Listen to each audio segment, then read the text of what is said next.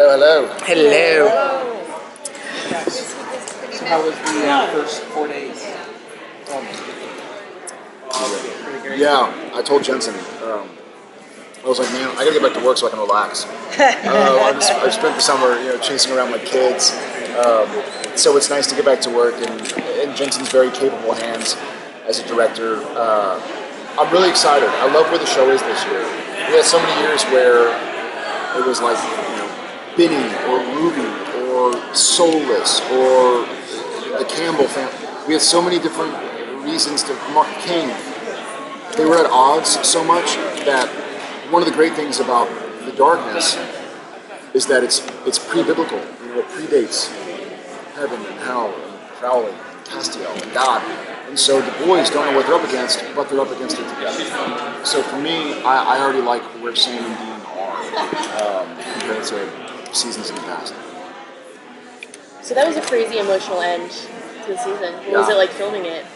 I'm sure the fans Crazy were all emotional. crying. I cried when I read it. A few times, I cried when I read Death's Door, where Bobby dies. Every now and again, you're so invested with something. And I've also been very public about my own struggles with anxiety or depression or whatever.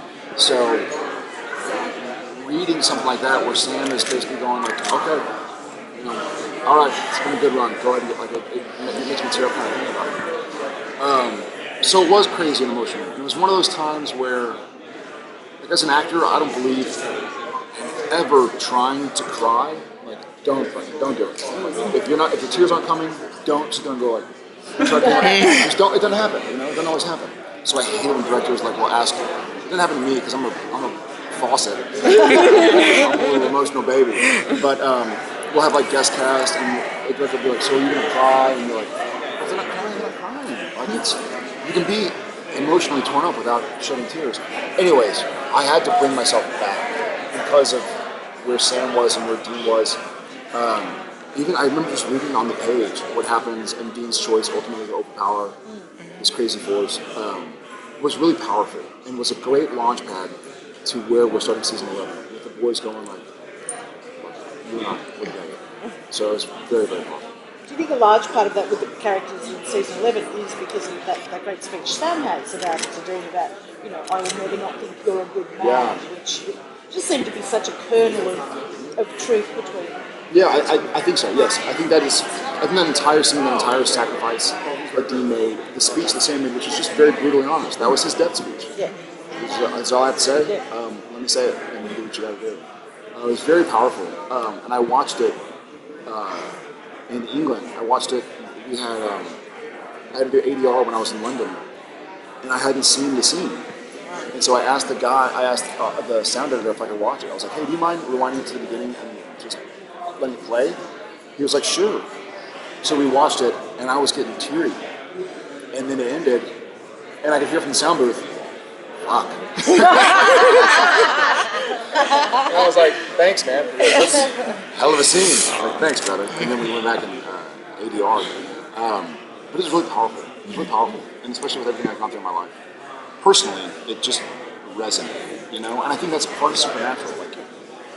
It's about angels and demons and the king of hell and God and rules and zombies. It's about these outlandish things, but the kernels of truth, of humanity and of sacrifice and of loyalty and of love, they resonate no matter the medium with which you come from. So it's a fun show to be able to tell all these stories, because we're able to tell stories that CSI couldn't tell, NCIS couldn't tell, I find that a real theme of this weekend with the genre shows. Yeah. Both the big philosophical issues and the personal issues that are able to be explored that you don't get. Absolutely. And we can make something tangible, like this darkness that feels overwhelming is overwhelming. We're making it into a tangible person, but it's this. Human beings have these obstacles that seem overwhelming and that seem insurmountable, and we're just a crazy show that can tell it in a fun, goofy way. Who would you love to play the darkness? Jen. Typecast.